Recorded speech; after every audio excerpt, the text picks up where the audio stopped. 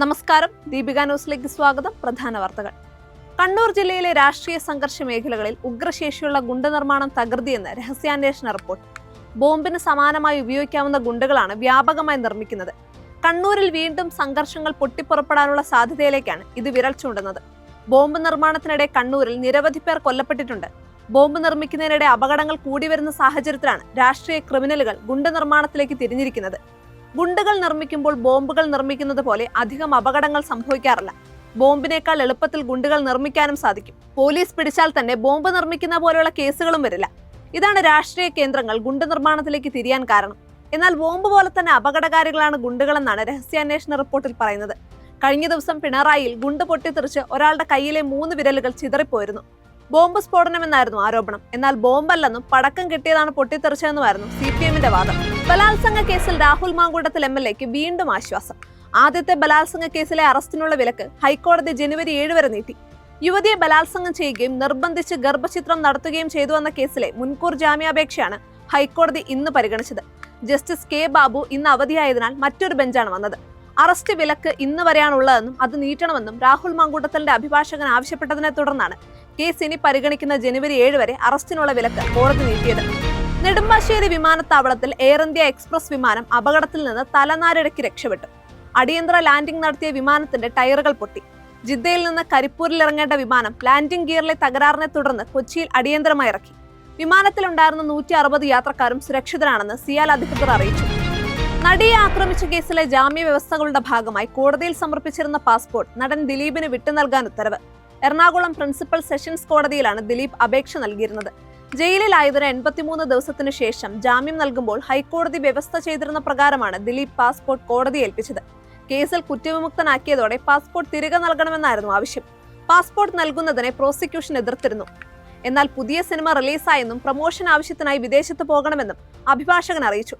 തുടർന്ന് കുറ്റവിമുക്തനാക്കിയതിനാൽ ജാമ്യവ്യവസ്ഥകൾ അവസാനിച്ചെന്ന് വ്യക്തമാക്കിയാണ് പാസ്പോർട്ട് വിട്ടു നൽകാൻ കോടതി നിർദ്ദേശിച്ചത്. ഇതിനിടെ മാധ്യമപ്രവർത്തകനായ MV നികേഷ് കുമാർ, അന്വേഷണ ഉദ്യോഗസ്ഥനായ ബൈജു പൗലോസ്, അഡ്വക്കേറ്റ് A. ജയശങ്കർ തുടങ്ങിയവർക്കെതിരെ നൽകിയ കോടതിയലക്ഷ്യ ഹർജി കോടതി പിന്നീട് പരിഗണിക്കാനായി മാറ്റി. പാലാ നഗരസഭയിൽ ഭരണം പിടിക്കാൻ UDF LDF മുന്നണികൾ തല പുകയ്ക്കുമ്പോൾ ഭരണത്തിൽ നിർണായക പിന്തുണ നൽകേണ്ട പുളിക്കക്കണ്ടം താരങ്ങൾ തീർത്ഥാടനത്തിൽ. പാലാ നഗരസഭയിൽ സ്വതന്ത്ര കൂട്ടായ്മയിൽ വിജയിച്ച ബിനു പുളിക്കക്കണ്ടം, സഹോദരൻ ബിജു പുളിക്കക്കണ്ടം, ബിനുവിന്റെ മകൾ ദിയ പുളിക്കക്കണ്ടം എന്നിവർ പഴനി, വേളാങ്കണ്ണി തീർത്ഥാടന കേന്ദ്രങ്ങൾ സന്ദർശിച്ചു. നേർച്ചയുടെ ഭാഗമായി ബിനുവും ബിജുവും തല മൊട്ടയടിക്കുകയും ചെയ്തു. LDFനും UDFനും ഭൂരിപക്ഷമില്ലാത്ത നഗരസഭയിൽ സ്വതന്ത്ര കൂട്ടായ്മ നിർണായകമാണ്. LDFന്റെയും UDFന്റെയും നേതാക്കൾ ഇവരുമായി നിരന്തരം ചർച്ചകൾ തുടരുകയാണ്. 3 പേർക്കെതിരെയും UDF സ്ഥാനാർത്ഥികളെ നിർത്തിയിരുന്നില്ല. അതിനാൽ UDFനെ 3 പേരും പിന്തുണയ്ക്കുമെന്നാണ് UDF നേതൃത്വത്തിന്റെ പ്രതീക്ഷ. LDF നേതൃത്വവും മൂവരുടെയും പിന്തുണ നേടാനുള്ള ശ്രമം നടത്തുന്നുണ്ട്. രാഷ്ട്രപതിയുടെ ശബരിമല സന്ദർശനവുമായി ബന്ധപ്പെട്ട് പത്തനംതിട്ട പ്രമാടം ഇൻഡോർ സ്റ്റേഡിയത്തിൽ ഹെലിപാഡ് നിർമ്മിച്ചതിന് 20.7 ലക്ഷം രൂപ ചെലവായത് സംബന്ധിച്ച് സംസ്ഥാന സർക്കാർ റിപ്പോർട്ട് തേടി. സംഭവത്തിൽ അന്വേഷണം നടത്തണമെന്നാവശ്യപ്പെട്ട് രാഷ്ട്രപതി, മുഖ്യമന്ത്രി, റവന്യൂ മന്ത്രി, സംസ്ഥാന വിജിലൻസ് ഡയറക്ടർ എന്നിവർക്ക് വിവരാവകാശ പ്രവർത്തകൻ റഷീദ് ആനപ്പാറ പരാതി നൽകിയിരുന്നു. പരാതി അന്വേഷിച്ച് റിപ്പോർട്ട് സമർപ്പിക്കാൻ മുഖ്യമന്ത്രിയും റവന്യൂ മന്ത്രിയും ജില്ലാ കളക്ടർക്ക് നിർദ്ദേശം നൽകി. കഴിഞ്ഞ ഒക്ടോബർ 22-നാണ് രാഷ്ട്രപതി ദ്രൗപദി മുർമു ശബരിമല സന്ദർശനത്തിനുള്ള യാത്രയിൽ പത്തനംതിട്ട പ്രമാടത്ത് ഹെലികോപ്റ്റർ ഇറങ്ങിയത്. താൽക്കാലിക ഹെലിപാഡ് നിർമ്മിച്ചതിന് 20.7 ലക്ഷം ഭരണാനുമതി നൽകിയത് നേരത്തെ വാർത്തയായിരുന്നു. ഇത്രയും തുകയ്ക്കുള്ള നിർമ്മാണങ്ങൾ നടന്നിട്ടുണ്ടോ എന്ന് സംശയം പ്രകടിപ്പിച്ചാണ് റഷീദ് ആനപ്പാറ പരാതി നൽകിയത്. വിവാദ ഹെലിപാഡ് ബുധനാഴ്ച പൊളിച്ചു നീക്കിയിരുന്നു. അനാവശ്യ ചെലവെങ്കിൽ തുക ബന്ധപ്പെട്ടവരിൽ നിന്ന് തിരികെ സർക്കാരിലേക്ക് അടപ്പിക്കണമെന്നാണ് പരാതിക്കാരന്റെ ആവശ്യം. ജയിൽ കോഴക്കേസിൽ അന്വേഷണം നേരിടുന്ന DIG വിനോദ് കുമാറിനെതിരെ കൂടുതൽ വിവരങ്ങൾ പുറത്ത്. പരോളിനും ജയിലിൽ സൗകര്യങ്ങൾ ഒരുക്കാനും വിനോദ് കുമാർ തടവുകാരുടെ ബന്ധുക്കളിൽ നിന്നും പണം വാങ്ങിയെന്ന് കണ്ടെത്തിയതിനെ തുടർന്നാണ് വിജിലൻസ് കേസെടുത്തത്. ചന്ദ്രശേഖരൻ വധക്കേസിൽ ശിക്ഷിക്കപ്പെട്ട കൊടിസുനിയുടെ ബന്ധുവിൽ നിന്നും വിനോദ് കുമാർ കൈക്കൂലി വാങ്ങിയെന്നാണ് ആരോപണം. ഗൂഗിൾ പേ വഴിയാണ് സുനിയുടെ അടുത്ത ബന്ധുവിൽ നിന്ന് വിനോദ് കുമാർ പണം വാങ്ങിയത്. 8 തടവുകാരുടെ ബന്ധുക്കളിൽ നിന്ന് DIG നേരിട്ട് പണം വാങ്ങിയതിന്റെ തെളിവുകൾ വിജിലൻസിന് ലഭിച്ചു.